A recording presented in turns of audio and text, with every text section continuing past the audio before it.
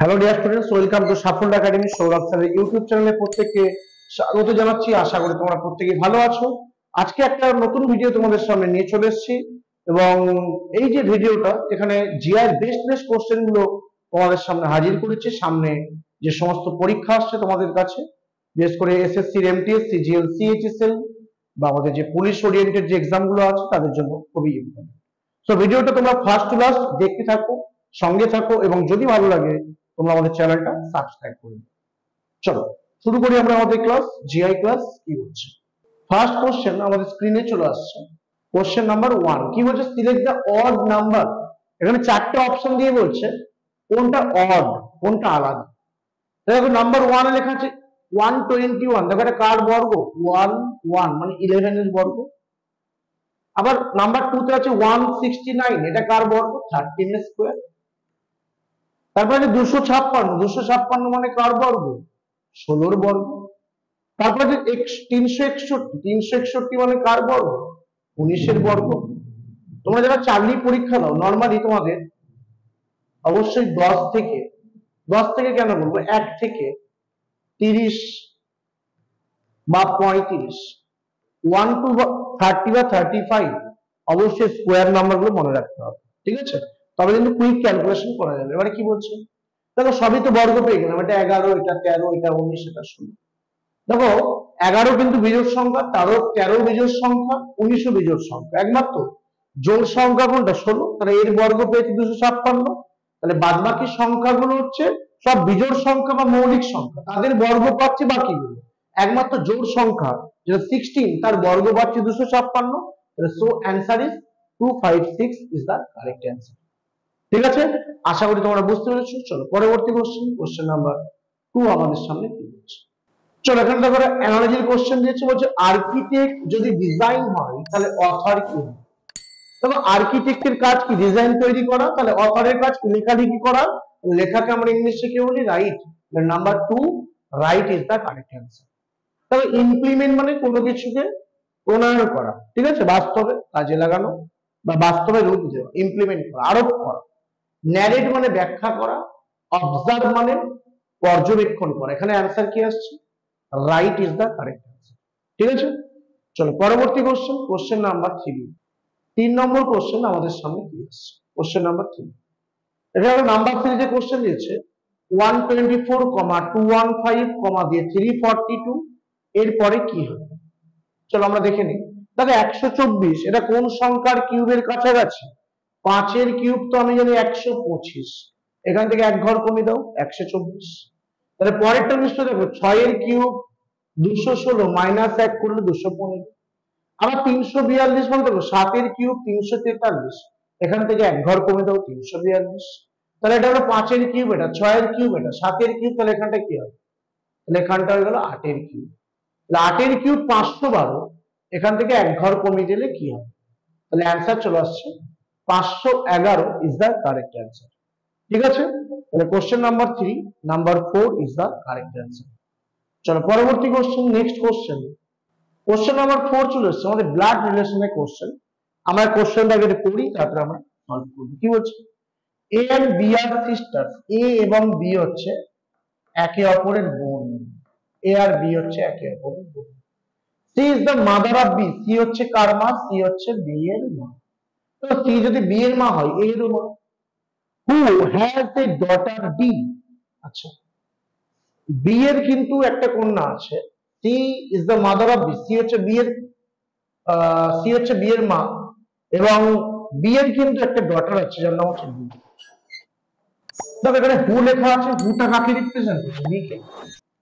তাহলে বি এরপরে হু লেখা আছে, তাহলে বি যার একটি কন্যা আছে, বি যার কন্যা আছে তার নাম কি? ডি। তাহলে বলছে ডি তাহলে কি হবে? সি এর সঙ্গে সম্পর্কিত। তো দেখো ডি সি এর কে হবে? সি এর মেয়ে, তার মেয়ে, আর নাতনি হয়ে যাবে। তাহলে নাতনিকে আমরা ইংলিশে বলি গ্র্যান্ড ডটার। তাহলে how D is related to C? তাহলে D is the granddaughter of C. তাহলে option number 3 is the correct answer. যদি এখানে হাউ এর পরে সি লেখা থাকতো, পরে ডি লেখা থাকতো, তাহলে সি কিন্তু হয়ে যেত গ্র্যান্ড মাদার। ঠিক আছে, গ্র্যান্ড মাদার হয়ে যেত। গ্র্যান্ড মাদার মানে ঠাকুমা, এখানে দিদার বলছে, তাহলে আমরা লিখবো ম্যাটারনাল ম্যাটারনাল গ্র্যান্ডমাদার, মামার বাড়ির যে দিদা, মায়ের মা, তাকে আমরা বলি ম্যাটারনাল গ্র্যান্ডমাদার।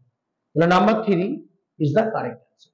ঠিক আছে, পরবর্তী কোশ্চেন দেখি, কোশ্চেন নাম্বার 5 কি বলছে আমাদের সামনে। নেক্সট কোশ্চেন আমাদের সামনে চলে এসেছে, কি বলছে দেখেন আমরা কোশ্চেন নাম্বার 5 এ এখানে ডি এর মান কত পাচ্ছি আমরা 4, আই এর মান 9, তাহলে 4 আর 9 কত 13, এস এর মান দেখো 19 বসেছে, তাহলে এল এর মান 12, এম এর মান 13, তাহলে 12 আর 13, এখানে লেটার কেন বসবে, এখানে তো সংখ্যা বসা উচিত, এখানে তো 25 হওয়া উচিত, বাট ওয়াই কেন হবে, তাহলে এখানে রং টার্ম কোনটা জানতে চেয়েছিল, তাহলে অ্যান্সার আসছে number 4, Y is the correct answer. তাহলে আগে দেখো লেটার বসছে, তারপরে এদের যোগফলটা সংখ্যা হিসাবে বসছে, সেখানে তাই, তাহলে এখানে লেটার বসে গেছে, এদের যোগফল সংখ্যা আসা উচিত 25, বাট এখানে দেখো ওয়াই বসিয়ে দিচ্ছে, মানে লেটার বসে দিচ্ছে, এখানে সংখ্যা বসা উচিত ছিল, 25 হওয়া উচিত ছিল, তাহলে যে ওয়াই যে টার্মটা লেখা আছে এটা হচ্ছে রং টার্ম। ঠিক আছে, চলো পরবর্তী কোশ্চেন চলে আসছে। ডিয়াস্ট্রোলজি কোশ্চেন নাম্বার 6 আমাদের কি আসছে, বলছে ইফ 7 স্টার মার্কস দিয়ে আছে 6, এটা মানে দিয়েছে 85, 6 স্টার মার্কস দিয়ে 5, এটা মানে 61, 5 স্টার মার্কস দিয়ে 4 আছে, এর মানে 41, জানতে চাই যে 11 স্টার 12, এটা মানে কি হবে। আমাকে কিন্তু এখানে দেখতে হবে লজিক্যালি যে সবগুলো কি করে আসছে, 7 আর 6 যোগ বিয়োগ গুণ ভাগ স্কয়ার কিউব করে আমাকে 85 নিয়ে আসতে হবে। একই লজিক আমাদের যেন 6 আর 5 এর ক্ষেত্রেও কি করে 61 আসছে দেখতে হবে, একইভাবে 5 আর 4 এর ক্ষেত্রেও দেখবো আমরা, তবেই না আমরা এখানে বার করতে পারবো এটার মান কি হবে। চলো আমরা দেখে নিই। যেহেতু 85 লেখা আছে, 7 আর 6 এর থেকে অনেকটাই বেশি, তাহলে আমরা বেশি ভ্যালু চাইতে কি করব, গুণ করব। তাহলে কি করব, 7 কে 6 দিয়ে গুণ করব, 6 7 কে কত 42, বাট এখানে আছে 85, তাহলে 42 এর ডবল কত 84 প্লাস 1 দেখো 85। ঠিক আছে, আমরা এই লজিকটা বাকিগুলোতে অ্যাপ্লাই হচ্ছে নাকি দেখি। তাহলে 6 কে 5 দিয়ে গুণ করলে 30, 30 এর ডবল মানে দ্বিগুণ করলে 60 প্লাস 1 দেখো 61 বসে আছে।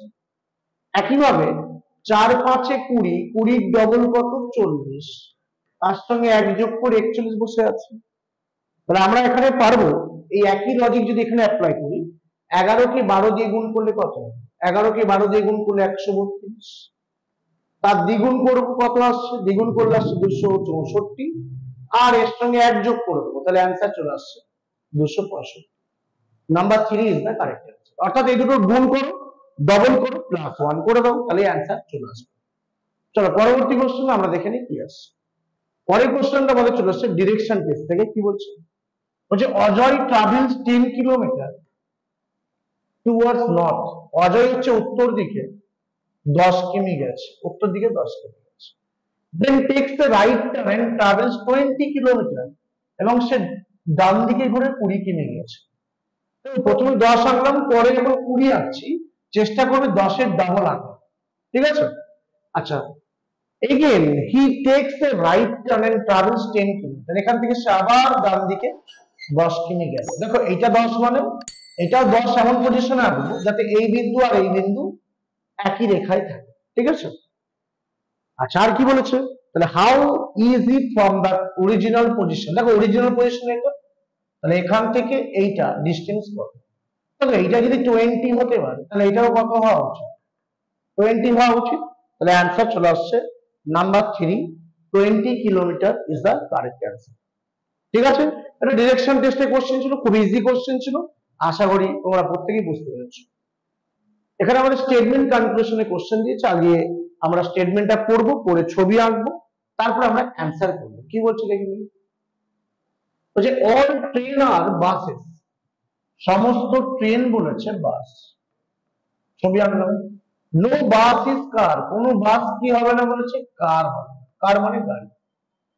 এবারে কনক্লুশন দিচ্ছে সাম কার আর নট বাস, কিছু কার বাস নয়। দেখো বাসের সঙ্গে তো কারের সম্পর্ক নেই, তাহলে পুরো বাস যদি কার না হয়, কিছুটা বাস বা কিছুটা গাড়ি সেটা যে বাস হবে না, এটা একদমই ঠিক বলছে, তাহলে নাম্বার 1টা কারেক্ট। নাম্বার 2, অল বাসেস আর ট্রেন, দেখো উপর থেকে নিচের দিকে এলে আমরা সাম বলতে পারি, অল বলতে পারি না, তাহলে অল বাসেস আর ট্রেন বলছে, এটা একদমই রং, তাহলে অ্যান্সার কোনটা আসছে, আরেকটা আছে নাম্বার 3, সাম ট্রেন আর কার, কিছু ট্রেন কার বলেছে, তাহলে বাসের সঙ্গে যদি কারেরই টাচ না থাকে, বাসের মধ্যে ট্রেন আছে, তাহলে ট্রেনের সঙ্গে কারের টাচ হবে না, মানে এটাও কিন্তু ভুল কথা বলছে। তাহলে অ্যান্সার হয়ে গেল অনলি কনক্লুশন ওয়ান ফলো। তাহলে আসছে number 1 is the correct answer. ঠিক আছে, চলো পরবর্তী কোশ্চেনে চলে যাই। পরবর্তী কোশ্চেন আমাদের সিটিং অ্যারেঞ্জমেন্ট থেকে একটা কোশ্চেন দিয়েছে, আমরা এই কোশ্চেনটা পড়ব, তারপর আমরা চলে যাব। কি বলছে? 5 girls are sitting in a row facing north. 5 জন মেয়ে উত্তর দিকে মুখ করে বসেছে। আছে কজন? 5 জন। এই 5 জন মেয়ে উত্তর দিকে মুখ করে বসছে, উত্তর দিক মনে হচ্ছে নর্থ। সি বসেছে at the extreme end of the row. দেখো আগে কিন্তু এখানে বসাবে না, আগে আমরা যেরকম ইনস্ট্রাকশন দিচ্ছি সেরকম অনুযায়ী বসাবে। তাহলে সি হচ্ছে কোন এক দিক দিয়ে শেষ প্রান্তে আছে। ঠিক আছে, only 2% sit between C and A. C আর এ এর মাঝে কজন আছে? সি আর এ এর মাঝে 2 জন আছে। আমি এখানে 2 জনকে আঁকতে পারি। আচ্ছা, সি আর এ এর মাঝে 2 জন আছে। আচ্ছা, আর কি বলছে? D sits on the immediate right of B. D কিন্তু অবশ্যই বি এর বাঁ দিকে আছে। ডি কিন্তু বলছে D sits on the immediate right of B, D কিন্তু বি এর অবশ্যই ডান দিকে আছে। তাহলে বি কে এখানে, ডি কে এখানে বসাতে পারি। হু ইজ নট, বি কিন্তু আবার কার পাশে থাকবে না? এর পাশে থাকবে না। এখানে বলে দিচ্ছে বি কিন্তু এর পাশে থাকবে না, তাহলে বি আর ডি কে কিন্তু আমি এখানে বসাতে পারবো না, বাট আমি বি আর ডি কে এখানে বসাতে পারি। বি এর ডান দিকে ডি বসছে, তাই তো? তাহলে আমার এখানে আগে কাকে বসালাম? সি কে, তারপরে বসাচ্ছি বি কে, তারপরে বসাচ্ছি ডি কে, আর সি আর এ এর মাঝে বলেছে 2 জন আছে, বসিয়ে দিয়েছি। তাহলে what is the position of E respect of E? দেখো আছে তো 5 জন, 4 জন তো বসে গেছে, তাহলে আরেকজনকে কোথায় বসাবো? আরেকজনকে একদম লাস্টে বসাতে হবে। তাহলে ই কে একদম রাইট এন্ডে বসিয়ে দিলাম। তাহলে বলছে what is the position of E এর অবস্থানটা কি জানতে চেয়েছে? রেসপেক্ট টু ডি, ডি এর পরিপ্রেক্ষিতে ই এর অবস্থান কি? তাহলে দেখো ই হচ্ছে ডি এর ডান দিকে 2 নম্বরে আছে, তাহলে আমি কি করব? Second to the right. তাহলে অ্যান্সার আসছে second to the right is the correct answer. তাহলে ই আছে ডি এর ডান দিকে দ্বিতীয় স্থানে, তাই দ্বিতীয় স্থানকে আমরা বলবো সেকেন্ড, আর যেহেতু ডান দিকে আছে তাই আমরা বলবো রাইট। তাহলে answer second to the right is the correct answer. পরবর্তী কোশ্চেন দেখি কি বলছে, আমাদের সামনে চলে আসছে। তবে এখানে একটা কোশ্চেন দিয়েছে 8 পার্সন্স, 8 জন লোক আছে, এরা নাকি একটা সার্কেলের দিকে মুখ করে আছে। একটা সার্কেল আছে, সার্কেলে প্রত্যেকেই সেন্টারের দিকে মুখ করে আছে।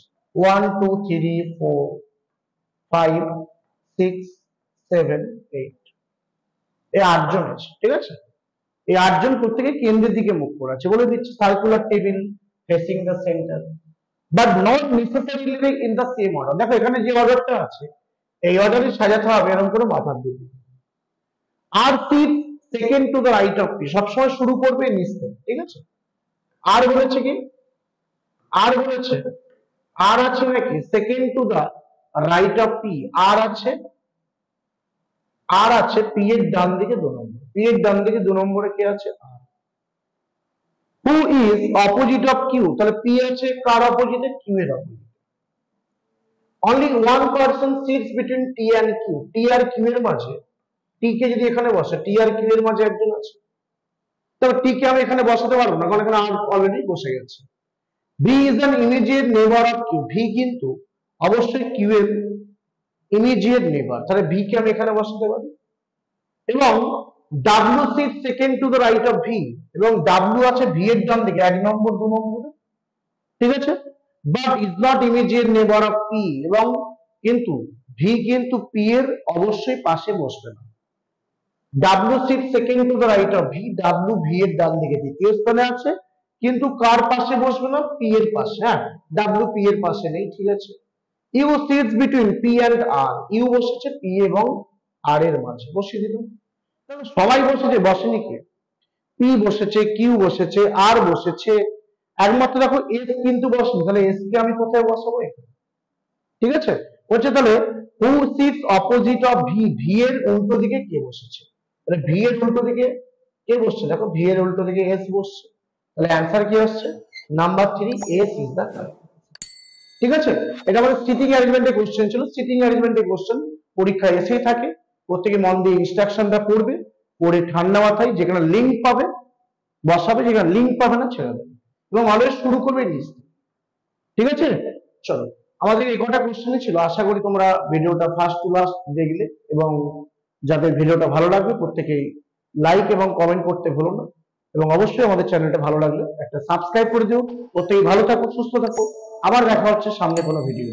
ধন্যবাদ।